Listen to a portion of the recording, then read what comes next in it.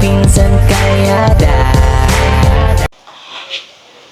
So ayan mga kalingap, kasama nating muli ang ating Tatay Raysan, ang tatay ni Rachel. Yan, tay, kamusta? Dati lang. Dating gawin na naman tayo, kwentuhan na naman lang. So ayan, kamusta naman ang mga buting anak natin, tay? Ayan, si Nini ay nag-i-scout. Nag-i-scout, wow. Galing ano, napapagsabay niya ang scout at saka pag-aaral, ano? Wala man siya ngayong pasok ngayon. Ay, wala siyang pasok po ngayong araw. Ang bagapon pong walang pasok niya, o half day lang. Wala siya pasok ngayon. Sunod na pasok niya. Sunod na araw. Sunod na araw. Yung ibang anak mo tayo, parasok po. Kamusta naman tatay ang views nila? Views ni Rachel? Balita ko mga mababa. Mababa din? Parehas mo, mababa din. Grabe tayo. Tayo, kahit anong gawin mong charity, wala talagang views. Ibahin ko daw yung mga strategy. So ayan, kaya man po mga kalingap, mga minamahal natin viewers, comment kayo kung anong strategy po ang dapat nating i-apply sa pagbablog po at ayan, wala man pong perfectong tao talagang lahat naman talaga ay nagkakamali. Kaya talaga. Kumbaga, di mo din masasabi kung tama din yung mga sinasabi mo, tinatanong mo, di ba po? Kaya yun, kumusta naman ang pangangatawan tayo? Okay naman. Dahula pa niya tulak. Bados ang tulak. Buntis pa rin. Buntis ka pa rin tayo. Alam mo, tumaba ka na tayo. Marami na pinto na ba? Malaking pinagbago simula noon. Kasi, bihira naman ako mag-ano na ngayon. Bihira na magbuhat ng mga mabigat. Gwapo ka pa rin tayo, parang si James Bond ko. Pang ka. Parang si Ate Inday ka yan. Kaya sabihin ako, pugi na ako. Pugi na. Paano yun pag ganyan tayo na lagi pong mababa ang views ni Rachel? Siyempre pa, dun po kayo kumukuha ng pang-revenue ni Rachel, yung pantulong, pang-araw-araw nyo dito. Buti naman siguro po may mga sponsor pa sa Rachel. Mayroon man. So, mahirap pa din magpara... Ayun nga tayo. Sabi ko dyan sa anak, kahit ganyan, wag kang sasanay na yung hindi man yan yung papa naghihingi. Pero okay lang yan. Kasi kung ganyan man talaga, wala tayong magagawa dyan kung babang Talagang tiyaga lang tayo. Pero sabi mo sa akin nung iba, huwag na ako mag-alala. Hindi nila pababayaan yung paglangga na yun. Talagang maano daw sila. Kaya po kung ako sa inyo, sama na din si Vincent sa mga marathon yung ginagawa dyan. At si Vincent ay mahina din na masyado ang sige na charity niya, pababa din. Kaya nga po. Yun nga po yung pansin ko na kapag puro charity ka, kasi yung iba comment na bakit daw puro magaganda daw yung binablog ko. Tapos hindi nila pinapanood yung may mas. Kasi ang inaano po namin talaga, totally, syempre po yun talaga po yung may maayos na views Kumbaga yung nakikita doon, yung revenue nun, pwede nating ipangtulong po sa mga nangangailangan po. Yung iba, doon din po sa tinutulungan, doon sa mga katulad ng kay Lindsay, Alexa, doon natin tinutulong yun syempre. Tutulong tayo doon. Syempre malayo po yun, nagagas po tayo doon. At yung the rest naman, tinutulong po natin sa iba. Kaya yung iba po masyadong mapanghusga, bakit daw hindi ako nabigay? Yan yung mahirap dyan. Opo. Hindi nila kasi, hindi porket po yung kataas po ang aking subscriber, mapiplease na po natin yan na panoorin ako. Ayan, talagang kakarampot po talaga yung sinahod ko. At yung pong sinahod na yun ay pagkakasyahin ko po sa 30 tao. At kung minsan pa, hindi pa sa 30 tao. Talagang inano ko yun tayo, di isang buwan yun ay, sa 30 araw. Sabi na natin pong tigi 1,000 ang isang tao. Minsan nabigay pa akong 2,000, 1,500. Isasahurin ko lang po tatay, nasa 30,000. Pang lang po yun, talagang pantulong lang. Wala na nga po doon ng panggas, pangkain, mga ganun. Yung iba masyadong mapanghusga na... Yan hindi nila nalalaman na basta sige lang salita na basta na sige salita. Tapos yung iba talaga tayo na ikukumpara ka pa. Na, Yan, isa di pa nyo yan. po inisip yung may damdamin din po yung sinasabihan nyo, paano ko po kayo? Kunyari kayo yung basher, tas kayo yung sinabihan ko ng ganyan. Ano po magiging reaction nyo? Di ba nakakasakit din po nakakasakit kumbaga ng puso't damdamin na isipin nyo naman po, kung yung kinukumpara nyo po ay parehas po kami ng mga views, sa palagay nyo kaya ganun pa rin po yung ibibigay. Di ba? Sana po, wag po tayong magkumpara. Kasi ano naman alamin nyo naman po yung pinagdadaanan ng kapwa ko charity vlogger. Katuloy ko, ako din po. Marami po kami na mabababa ang views pero ganito talaga sa social media. Palakasan na ng loob, patibayan ng puso, damdamin. Dahil ayan, bumababa ka na talaga, may mga basher pang pilit ka talagang ibabagsak. Yan, isa pa yan. Kaya please lang naman, maging ano naman tayo, maging fair naman tayo. Huwag naman tayo mapanghusga. Dapat yan, ang inaano nila, yung hindi patas lumaban. Ay, yung mga kagaya yung patas lumaban, kayo pa tinitira. Kaya nga po Para nakakatulong na nga, para maraming maibsan yung kahirapan nila na kagaya namin, yung natulungan mo kami, na-vlog mo kami. Nabawasan yung ano namin. Dapat yung mga hindi gumagawa ng maganda, yun ang i-bash. Yun ang i-bash, yun ang puruin talaga. Hindi yung mga kagaya ninyo na nagpapakapagod, nagpapakabilad dyan sa init, nagpapaulan.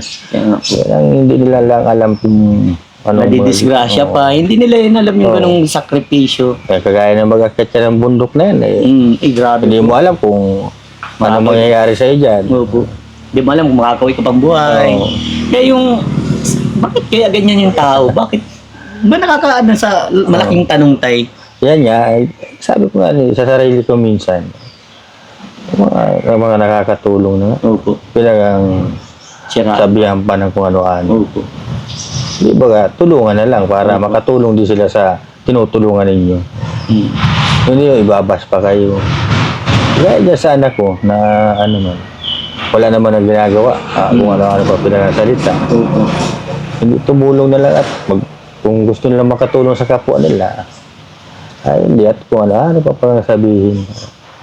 Kaya ayan. Kaya nga ako nagpapasalamat ako dyan sa mga nagsusuporta sa anak ko, kay Ruel. Kaya hindi nila pinakabayaan. Minsan natawag sa akin, huwag daw ako mag-alala, may na-chat sa akin. Kanya, bayaan mo na lang kanya tayan. Basta mahalaga, andito kami, hindi kami hihiwalay dyan sa maglangga na yan. Kaya sobra ko nagpapasalamat dyan sa kanila. Yan, gaya nga din po sa akin din. Meron din po mga ibang viewers na talagang nagpapalakas po ng loob, na hayaan na lang daw yung mga basher na yan. Ito po talaga, kaya po sinadya ko din si tatay. Siyempre, may pinagdadaanan tayo about yan sa basher. Kumbaga, siyempre, naapektuhan din tayo. Pero, matigas na tayo yan. Pero may time, mas maganda yung pag-usapan din. Para mailabas ba, kaysa ikimkimin mo. Yun nga tayo, na talagang, ang iba talaga, grabe manghusga. Minsan below the belt pa. At yun nga, yun ang inaano ko. Sana, someday yung mga ginagawa nilang pangbaba sa tao, mangyari din po sa kanila. Dahil pag nangyari yun, ewan ko lang kung malampasan nila yung ganun. Baka sabihin nila, magpapakamatay na lang sila. Yan.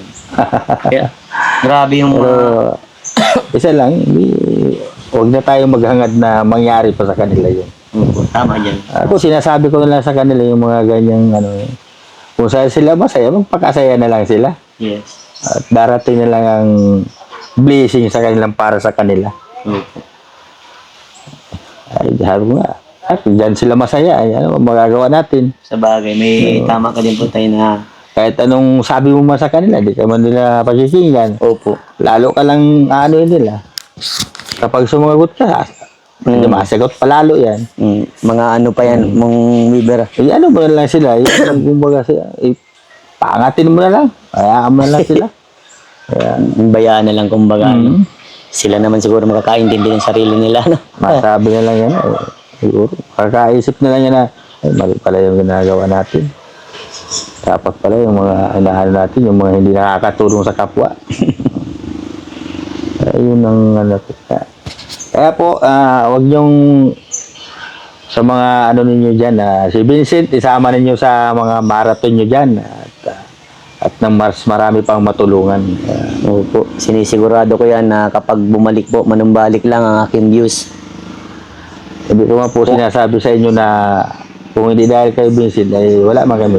Totoo yan, pero para sa akin po ba, mas marami pa siyang matulungan. Yung at talaga pag nanumbalik po yung aking views, sigurado yan, matik yan, dami na naman po niya na matutulungan. At yung iba nga tayo, inaano ka lang eh. Yung iba masyadong, grabe talaga, yun ang ayaw ko eh, yung ikukumpara ka.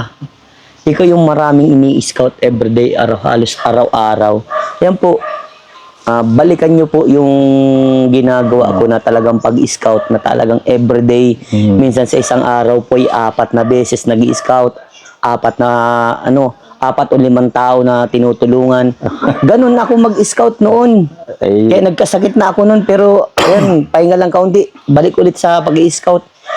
Yun lang naman. Ayaw ko yung, wag niyo pong ikumpara si Vincent Calyada sa ibang... Sa iyo nga, buti ganun lang. Ay sa akin ay yung picture ko, di ko nalilimutan yung picture ko, may rest in peace. Yeah. Tingnan niyo po yan. Di ba nakakasama ng loob yung mga ganun na grabe kayo mag-ano. Paano na lang kung ikaw someday, yung nagsabi na yun tay, ikaw yung nakahiga sa ganun, tapos may nakalagay na ganun. Ano kaya sa pakiramdam yun? Di ba? Sa pamilya nila. Yan. Nako, please lang naman magtama na kayo. Yan ang ano yun.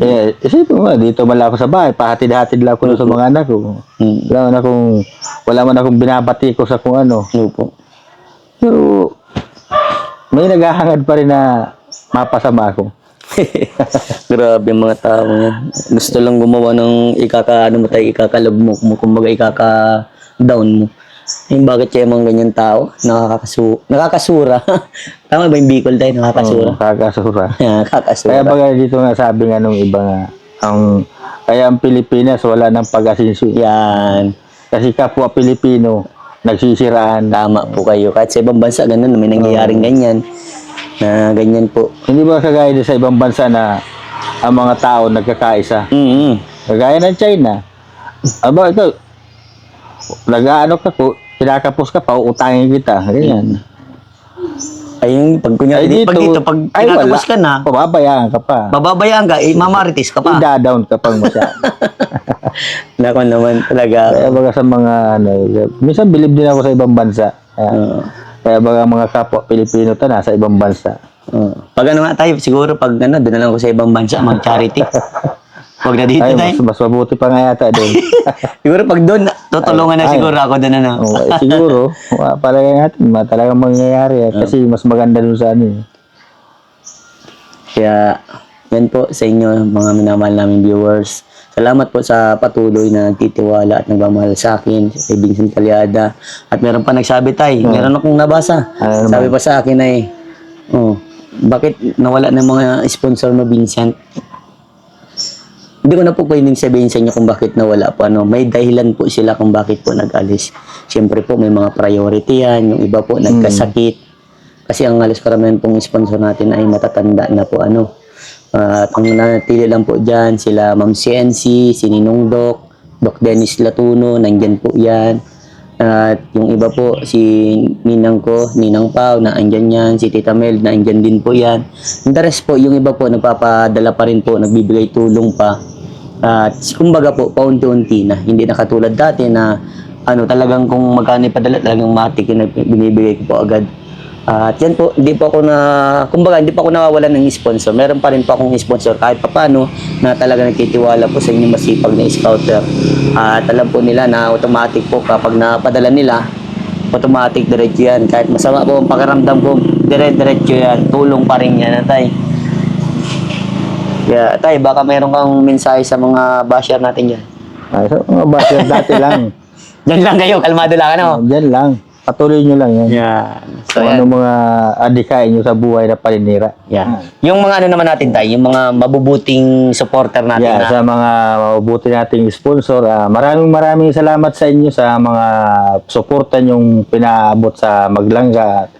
At idama nyo na din si Vincent. At nang gumanda ulit yung channel niya at nang marami pa siyang matulungan na Sigurado naman na maaasahan nyo na si Vincent. Kaya, Salamat. thank you sa inyong marami.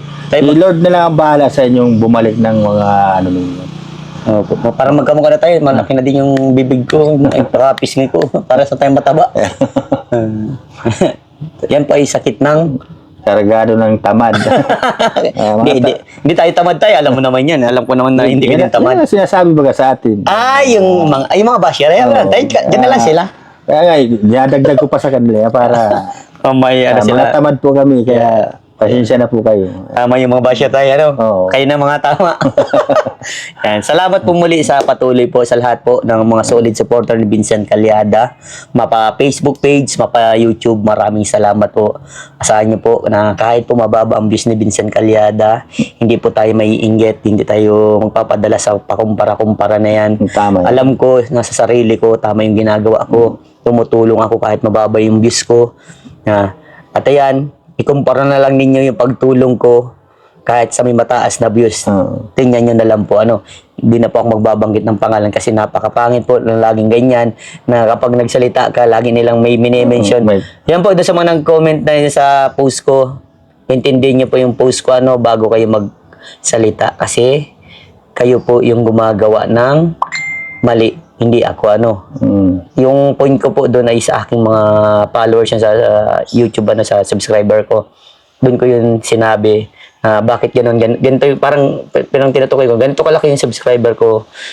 Ang laging halos pinapanood nila yung may mga itsura na tutulungan ko. Pero yung mga needy, yung may mga talagang kailangan, wala talagang views. Pero pag may mga itsura, andyan sila. Yun po And yun naman po, kapag may mga itsura na may binabalag ko, yung revenue na inaano natin, hinahati-hati natin dun sa mga tinutulungan ko po Kaya sana bago po kayo magbitaw ng salita, alamin nyo muna po na ang masipag yung scouter talagang tumutulong po yan sa abot ng kanyang makakaya. At huwag nyo pong kumpara. Tayo po ay hindi po tayo parehas. Tandaan nyo po yan. Tayo, di ba? Oo, talaga, totoo yan. Parehas lang po ang lalaki at babae, pero iba-iba ang pag-uugali, pangangatawan. Kaya hindi tayo pwedeng ikumpara sa isang tao. Thank you very much. Salamat po ulit sa patuloy niyong pagsuporta. Salamat. Yan. Salamat po. God bless po sa inyo.